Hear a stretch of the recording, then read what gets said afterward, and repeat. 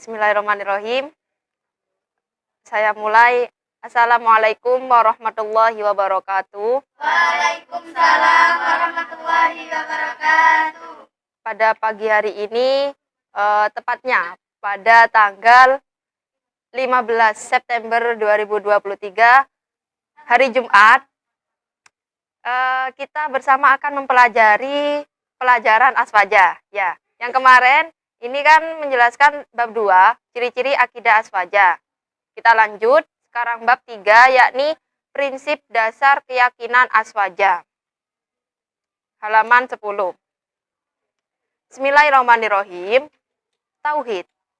Tauhid itu berarti meyakini bahwa Allah Subhanahu wa Ta'ala itu satu dalam zatnya. Ya, maha awal dan maha akhir. Maha mengetahui segala sesuatu. Ya, intinya Allah tuh ya maha sempurna dah. Ya, tidak sama dengan makhluknya. Itu. Yang kedua yaitu kesucian Allah Subhanahu wa Ta'ala. Meyakini bahwa Allah Subhanahu wa Ta'ala itu adalah zat yang suci. Maksudnya Allah Subhanahu wa Ta'ala itu zat yang sempurna dari sifat kurang. Keistimewaan Nabi Muhammad SAW. Allah Subhanahu wa Ta'ala menetapkan kepada semua makhluknya agar membenarkan semua hal yang dibawa Nabi Muhammad SAW. Baik urusan dunia maupun akhirat. Jadi sudah membenarkan ya, baik urusan dunia maupun akhiratnya. Iman seorang hamba tidak akan sempurna sampai ia meyakini apa yang dikabarkan oleh Rasulullah SAW. Jadi iman seseorang itu tidak akan sempurna. Ya, tidak akan sempurna jika ia tidak meyakini apa yang dikabarkan oleh Rasulullah SAW tentang kehidupan setelah kematian. Nah, jadi kehidupan setelah kematian itu memang ada, ya, bukan hanya mitos atau apa, memang sudah ada kehidupan setelah kematian itu. Kabar itu antara lain meyakini adanya pertanyaan malaikat mungkar dan nakir. Nah, pertanyaan malaikat mungkar dan nakir itu memang ada, bukan hanya cerita-cerita cerita-cerita apa wes?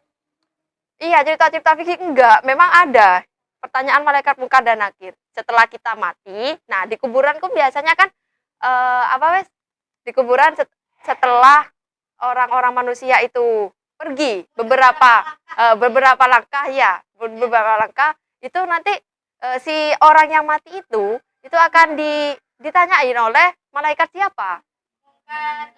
Oke, tahu ya? Oh, takutnya tidak tahu. Keduanya yaitu dua sosok yang menakutkan. Seorang hamba akan didudukkan di dalam kubur dengan ruh dan jasadnya. Kemudian ia akan ditanyai tentang tauhid dan ajaran yang dibawa Nabi Muhammad SAW. Nah, jadi intinya itu seperti ini. Setelah kita mati, ya, memang ada kehidupan setelah kematian itu ada, ya. Ini memang fakta ini. Fakta. Setelah kita mati itu kan sudah dikubur, ya, itu datanglah malaikat mungkar dan nakir. Nah, malaikat mungkar dan nakir itu menanyai tentang tauhid, ya, ajaran yang dibawa oleh Nabi Muhammad SAW. Nah, intinya amal kita itu yang bisa menjawab semua pertanyaan mungkar dan nakir. Itu. Jadi mumpung kita masih ada di dunia, masih diberi kesempatan oleh Allah, marilah kita berbuat amal dengan amal baik yang sebanyak-banyaknya gitu ya. Ya, berlomba-lombalah dalam mencari kebaikan. Jangan hanya kejelekan saja yang dibuat. Ya, itu yang pertama. Adapun yang kedua yaitu beriman terhadap adanya siksa kubur dan meyakini bahwa hal itu benar adanya. Nah, jadi siksa di alam kubur itu memang ada. Ya, memang ada. Benar dan tidak bohong. Jadi kita tuh meyakini bahwa di alam kubur itu ada siksa, gitu. Terus yang ketiga, meyakini adanya timbangan amal yang memiliki dua sisi. Tahu kan timbangan amal. Jadi timbangan amal itu kan ada yang baik juga ada yang buruk gitu. Ya. Biasanya kalau masih TK-TK, masih kan kita diceritain ada amal baik dan amal buruk gitu ya. Kita meyakini bahwa adanya timbangan amal yang memiliki dua sisi itu. Misalnya, contohnya ini Mbak Rosida misalnya ya. Mbak Rosida itu selama hidupnya, nanti itu setelah di alam mana tuh, ya di alam itu maksudnya setelah di akhirat, setelah mati itu pasti ditimbang, bukan hanya Mbak Rosida saja, yang lain juga semuanya, semua orang. Ya, itu pasti ditimbang. Apakah ini selama hidupnya berbuat banyak kebaikan atau malah berbuat banyak keburukan gitu ya. Nanti setelah ditimbang, kalau emang Mbak Rosida ini di masa hidupnya, di kehidupannya itu banyak melakukan kebaikan, jadi timbangannya akan lebih banyak kebaikannya. Kalau misalnya kebalikannya, Mbak Rosida membuat banyak keburukan, ya malah banyak keburukannya jatuh. Ya itu. Astagfirullah. Jadi intinya itu ya.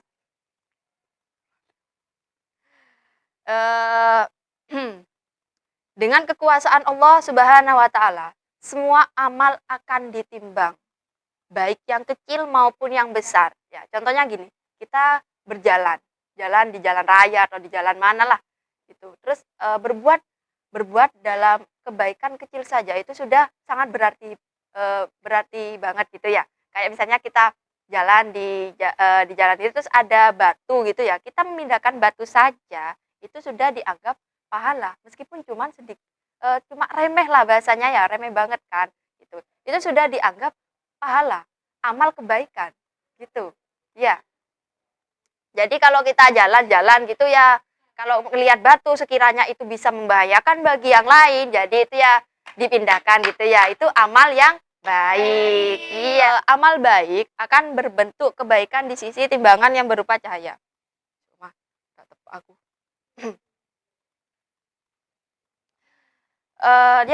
Selanjutnya yang keempat, meyakini adanya jembatan Shirathul Mustaqim. Pernah dengar kan pastinya ya? Jembatan Shirathul Mustaqim, bukan masjid Shirathul Mustaqim ya. Ini jembatan Shirathul Mustaqim ya. Jembatan itu melintang di atas neraka jahanam. Ya. Jembatan itu melintang di atas neraka jahanam ya. Jembatan tersebut lebih tajam. Jadi jembatan tersebut ya lebih tajam dari pedang. Lebih tajam, bisa dibayangin kan. Pedang itu tajamnya gimana? Nah, jembatan Shirathul Mustaqim itu lebih tajam dari pedang. Gimana tajamnya? Ya wallahu a'lam, tidak tahu ya. Terus dan lebih lembut dari rambut ya. Lebih lembut dari rambut. Terus jembatan itu akan menggelincirkan setiap kaki orang kafir yang melintas di atasnya. Nah, jadi kalau misalnya orang kafir yang melintas ya di jembatan Shirathul Mustaqim itu akan tergelincir gitu. Akan tergelincir dan kan sudah dijelaskan tadi, jembatan Shirathul Mustaqim itu ada di tengah-tengah melintang di neraka jahanam. Nah, ketika orang kafir yang melewatinya itu akan tergelincir dan akan masuk di neraka jahanam. Nah, tergelincir memang itu. Nah, sedangkan untuk orang muslim ya, orang muslim apakah seperti kita ini orang muslim akan melintas dengan mudah hingga mereka sampai ke surga, tempat yang abadi. Nah, tapi jangan dulu ya. Kita ini meskipun orang muslim ya kalau misalnya amalnya ya jelek, ya kita akan tergelincir juga gitu ya. Soalnya kan iya, jembatan Shirathul Mustaqim itu kan lebih tajam dari pedang dan lebih lembut dari rambut. Kalau kita bayangin ya, gimana cara berjalannya sampai ke surga gitu ya. Nah, semua itu akan terjawab dengan bagaimana kita dalam kehidupan dunia, amal kita itu baik atau jelek. Ya, intinya itu. Semua akan terjawab dengan amal kita. Jadi mumpung kita masih ada di dunia, lebih perbanyaklah berbuat amal kebaikan. Ya, amal kebaikan. Untuk selanjutnya yaitu nomor 5, meyakini adanya telaga yang mengalir. Jadi di mana wes? Di akhirat nanti itu ada telaga yang mengalir. Kita membaca buku di mana wes di nikmatnya surga gitu ya, itu masih bayangan, masih intinya biar kita berbuat kebaikan itu ya, tidak tahu gimana di akhirat nanti ya. Semoga saja kita bisa masuk surga semua, amin. Nah, di telaga Rasulullah Shallallahu Alaihi Wasallam itu setiap orang mukmin akan meneguk air sebelum mereka memasuki surga, ya, akan meneguk air. Jadi sebelum kita masuk ke surga itu sudah disediakan, kita itu akan minum meneguk air ya telaga itu. Rasanya gimana gitu ya? Iya, meneguk itu ya gelek gitulah ya. Siapapun yang minum air dari telaga itu, ya dengerin ya semuanya ya, dengerin. Siapapun orang yang minum air dari telaga itu, walaupun hanya sekali, ini hanya sekali ya, maka ia tidak akan merasa haus selamanya. Itu hanya sekali. Hanya sekali. Meneguk air pada telaga itu akan tidak akan merasakan haus selamanya. Gitu ya. Lebar telaga itu sejauh perjalanan 1 bulan, lebarnya saja. Itu sejauh perjalanan 1 bulan. Bayangin ya, kita saja ya, itu lebarnya saja tuh, ini ya itu dah.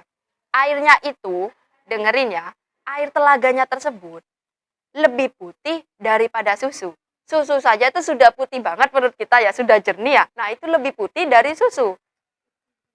Lebih manis daripada madu. Masya Allah, padahal madu itu sudah manis-manisnya makanan wes ya, madu. Nah, ini lebih manis dari madu, lebih putih dari susu, lebih manis dari madu. Gimana rasanya? Mari kita berbuat kebaikan dan akan menuju ke surga. Amin. Amin. Semoga kita bisa menunggu air tersebut ya. Amin. Di sekeliling telaga itu terdapat cawan sebanyak jumlah bintang di langit. Apa itu cawan? Ada yang tahu cawan?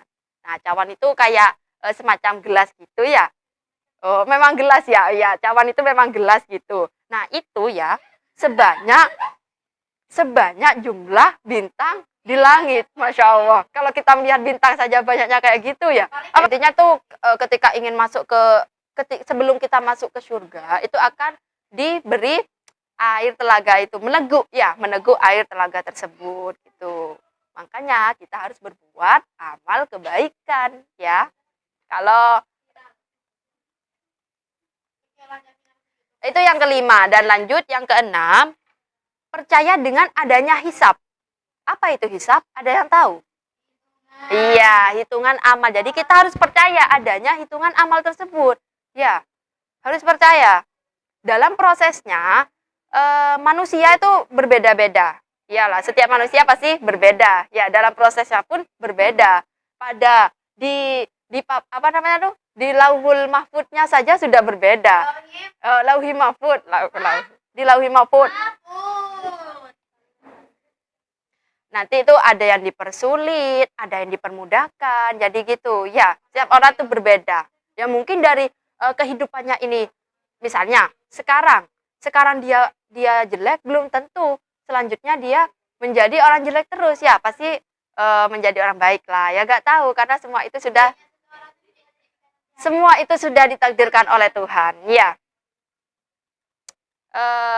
Terus ada pula yang masuk surga tanpa dihitung amal perbuatannya ya, ada yang tiba-tiba langsung masuk surga. Setelah itu selanjutnya nomor 7. Ini sudah nyampe nomor 7 ini. Meyakini bahwa semua orang yang memiliki iman dari orang yang masuk di neraka akan dikeluarkan walaupun setelah disiksa terlebih dahulu. Ya. Jadi gini, orang Islam seperti kita, ya. Intinya kalau kita masih ada salahnya gitu ya, masih ada salahnya. Kita tuh masih akan dimasukkan di neraka dulu. Seperti baju putih lah. Baju putih kalau masih ada nodanya, itu kan masih direndam dulu kan, dimasukkan dulu, baru nanti diangkat dan menjadi putih lagi. Kalau kita tuh ya gitu. Kalau masih ada kotorannya bahasanya ya, ya kita akan masuk dulu ke neraka. Setelah itu kita akan masuk ke surga. Jadi gitu, masih dicelupkan dulu ya. Ya. Iya, masih dicelupkan dulu. Nanti kalau sudah suci, bersih, baru kita diangkat dan masuk ke surga gitu. Dicuci seperti noda.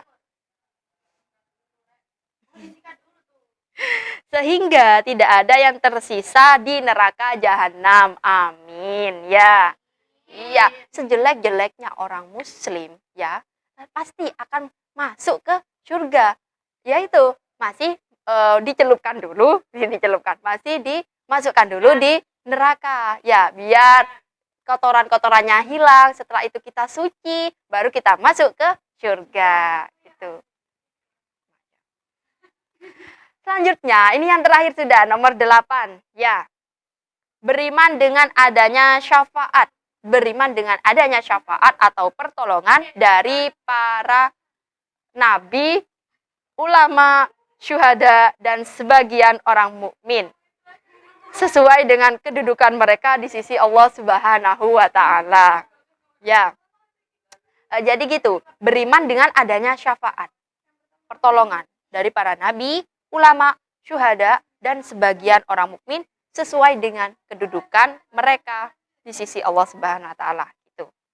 Sedang orang mukmin yang tidak memiliki pertolongan, ya tidak memiliki penolong, maka akan dikeluarkan dari neraka sehingga tidak ada seorang mukmin yang kekal di neraka walaupun hanya terdapat sebutir sawi dari keimanan di dalam hatinya. Nah, terus ya, meyakini keutamaan para sahabat Nabi Muhammad Shallallahu Alaihi Wasallam. Jadi gitu ya, meyakini keutamaannya. Jadi tahu kan, para sahabat Nabi itu tahu kan, kita meyakini bahwa yang paling utama setelah Rasulullah Shallallahu Alaihi Wasallam adalah Sayyidina Abu Bakar radhiyallahu an. Ya, itu. Kemudian Sayyidina Umar radhiyallahu an. Yang pertama itu kan, intinya tuh kita harus meyakini bahwa yang paling utama setelah Rasulullah itu adalah Sayyidina Abu Bakar radhiyallahu an. Terus, kemudian siapa selanjutnya?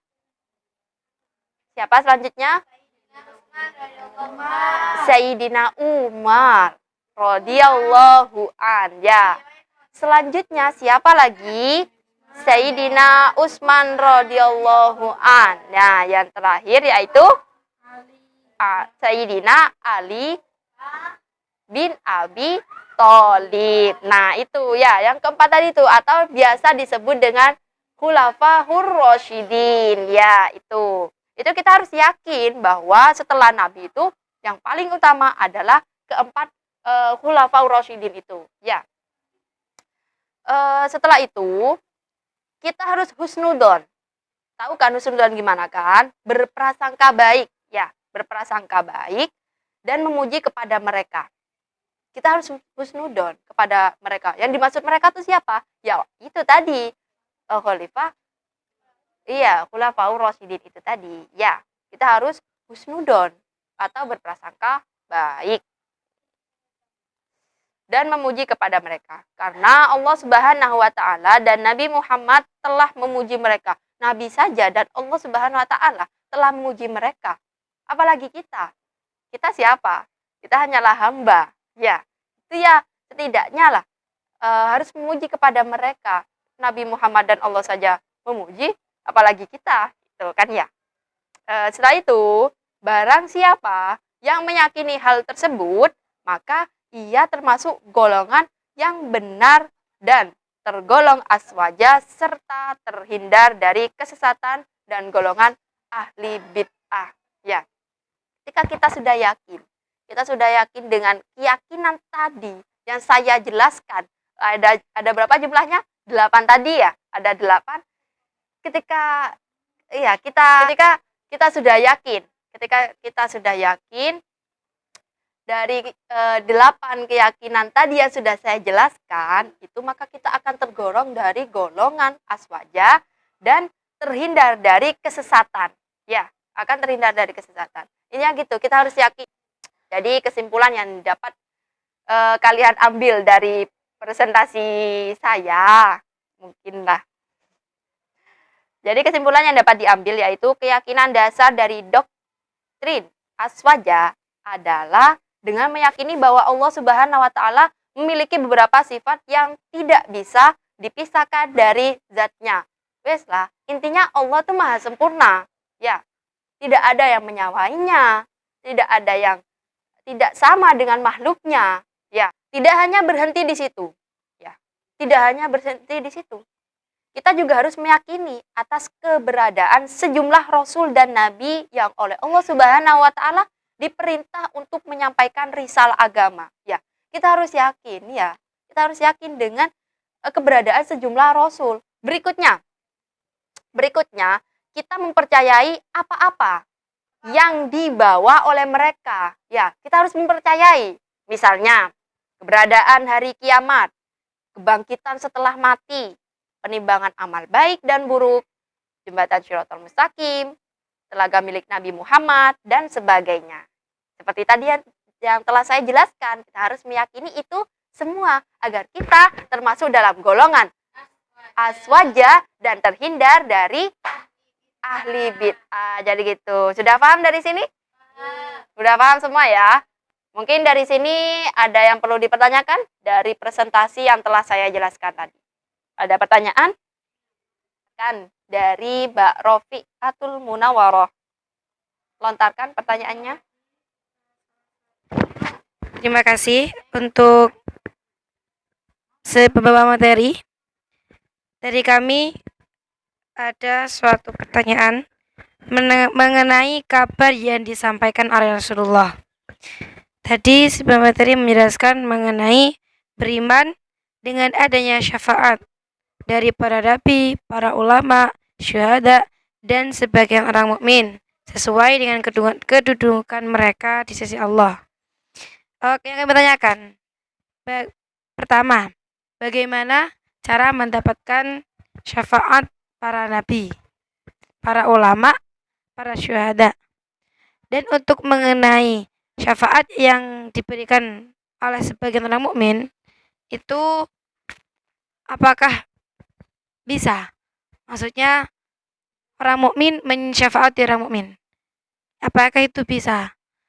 Kalau pertama tadi kan para nabi, para ulama, para syuhada, itu kan sudah beliau itu orang-orang yang sudah berada di sisi Allah. Tapi kalau orang mukmin itu orang mukmin yang seperti apa? Gitu. Mengenai syafaat. Cukup sekian dari kami. Baik, terima kasih pertanyaan dari Mbak Rofiqatul Munawwaroh tadi, yakni mempertanyakan beriman dengan adanya syafaat atau pertolongan dari para nabi, ulama, syuhada, dan sebagian orang mukmin sesuai dengan kedudukan mereka di sisi Allah. Nah, bagaimana kita mendapat syafaat tersebut, gitu ya? Bagaimana? Nah, yang pertama yaitu, maksudnya nih contohnya gitu. Oke. Bagaimana kita cara mendapat syafaat dari yang telah disebutkan tadi itu? Ya contohnya begini, kita bersolawat kepada Nabi. Ya itu sudah akan mendapat syafaat. Iya, jadi itu. Seperti terus kita di Pondok Pesantren An-Nur HA ini selalu atau setiap tahun mengadakan yakni Mas Bro safari atau riadoh 41 hari safari bersolawat ya di mana-mana. Itu agar apa? Agar kita mendapatkan syafaat dari Nabi Muhammad Shallallahu Alaihi Wasallam. Ya, jadi itu. Jadi tidak sesulit gimana untuk mencari syafaat. Kita bersolawat saja itu akan mendapat syafaat dari Nabi, gitu ya. Ya seperti di Pondok An-Nur ini, yang safari atau riadah 40 malam mencari syafaat Nabi. Tepuk tangan untuk Mas Bro An-Nur. Sudah? Di sini sudah paham ya? Sudah. Mungkin hanya itu saja yang dapat saya sampaikan dari presentasi bab 3, jadi prinsip dasar keyakinan aswaja. Mungkin ada tutur kata yang masih tidak kurang berkenan di hati para kalian-kalian semua, saya mohon maaf sebesar-besarnya. Akhiran wabillahi taufiq wal hidayah. Assalamualaikum warahmatullahi wabarakatuh.